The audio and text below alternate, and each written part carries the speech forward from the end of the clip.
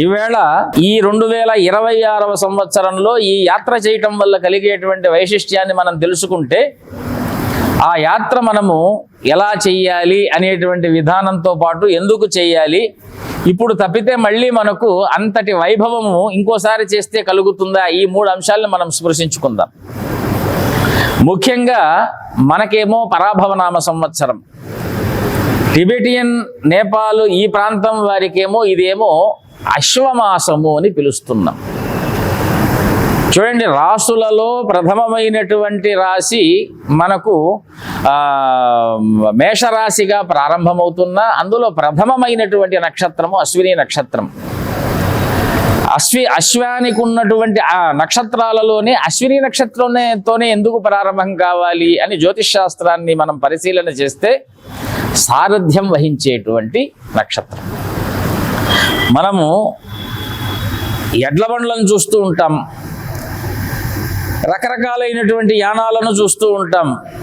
కానీ పూర్వకాలంలో వేగంగా, విమానాల కంటే వేగంగా రాజులకైనప్పటికీ కూడా యుద్ధాలలో వాటిల్లో ఏనుగుల్ని వాటిని ఉపయోగించినప్పటికీ కూడా నిత్యము మన జీవితానికి కావలసినటువంటి శక్తి పేరు అశ్విని. అందుకే అశ్వశక్తి అంటే అలసట లేనటువంటిది, ఆరోగ్యాన్ని ఇచ్చేటువంటిది, సారథ్యాన్ని వహింపజేసేటువంటిది, పుణ్య నక్షత్రంతో కూడుకున్నటువంటిది, వాహక శక్తి కలిగినటువంటిది, ఇంద్రియ జయాన్ని ఇచ్చేటువంటి శక్తిని అశ్విని నక్షత్రంతో పోలుస్తాం. ఇలాగ అనేక ప్రామాణిక లక్షణాలు మనకు కనిపిస్తున్నాయి. ఒక్కొక్క దేశంలో వారి వారి కాలాన్ని బట్టి వారు ఒక్కొక్క మాసంగా కీర్తిస్తూ ఉంటారు. కానీ మనం ఇక్కడ మన కాలమానాన్ని తీసుకున్నట్టయితే పరాభవం, పరానామ పరాశక్తి, భవో నామ సదాశివ.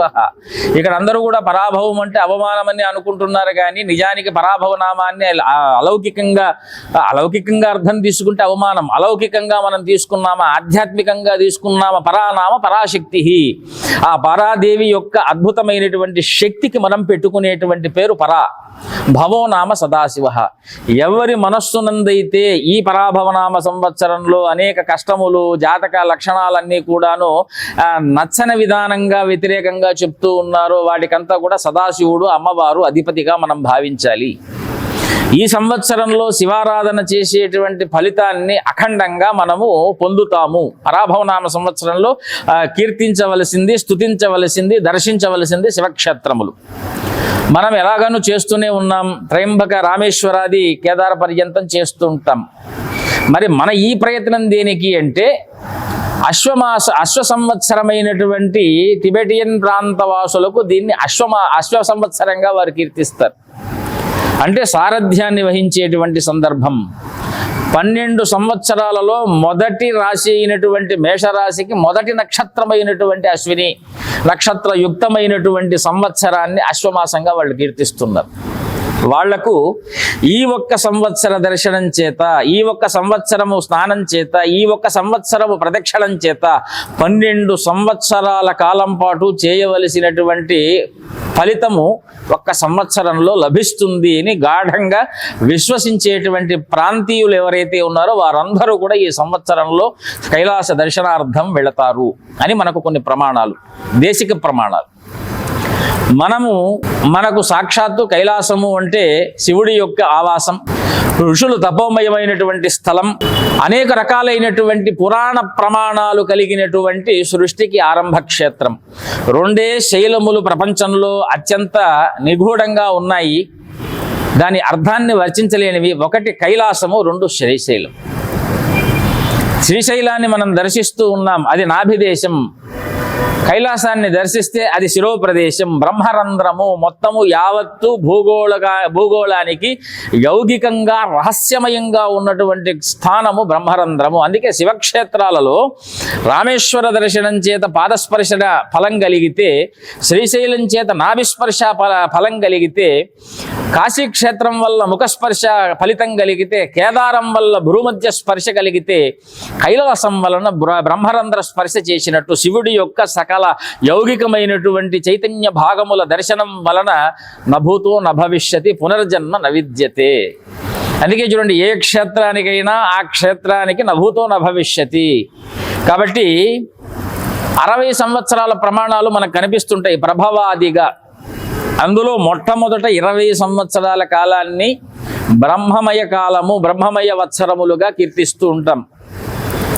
తర్వాత 20 సంవత్సరాల కాలాలని విష్ణుమయ సంవత్సరాలుగా కీర్తిస్తూ ఉంటాం.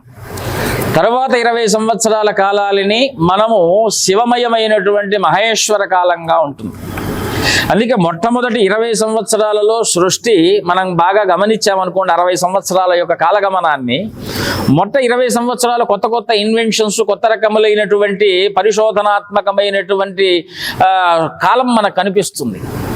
తర్వాత 20 సంవత్సరాలలో సృష్టి ఏదో ఒక అద్భుతమైనటువంటి స్థితి, రాజ్యపాలన, ధర్మము ఇవంతా కూడా అనేది వ్యవస్థీకరింపబడేటువంటి వ్యవస్థిత మార్గంలా కనిపిస్తుంది. చిట్ట చివరి 20 సంవత్సరాలు ఏదైతే ఉన్నదో ఆ 20 సంవత్సరాలు మహేశ్వర కాలంగా, ప్రళయకాలంగా గోచరిస్తూ ఉంటుంది. ఇప్పుడు దాదాపు మనం 2015 నుంచి లెక్క పెట్టుకున్నట్టయితే 2025-30 సంవత్సరాలు వచ్చేంత వరకు 2020 నుంచినే ప్రమాణం తీసుకోవాలి. 20 సంవత్సరాలు. ఇప్పుడు పరాభవనామ సంవత్సరము 40వ సంవత్సరము ప్రవేశించింది. ఇక్కడి నుంచి 20 సంవత్సరాల కాలము మాహేశ్వర కాలము, సదాశివ కాలము, రుద్రకాలము. బ్రహ్మ, విష్ణు, రుద్రాత్మకమైనటువంటి 3 తత్వములు 20 సంవత్సరములని 60 సంవత్సరాలని భాగం చేసుకుంటే ఈ పరాభవాది 20 వర్ష పర్యంతము రుద్రకాలంగా మనం గణించాలి.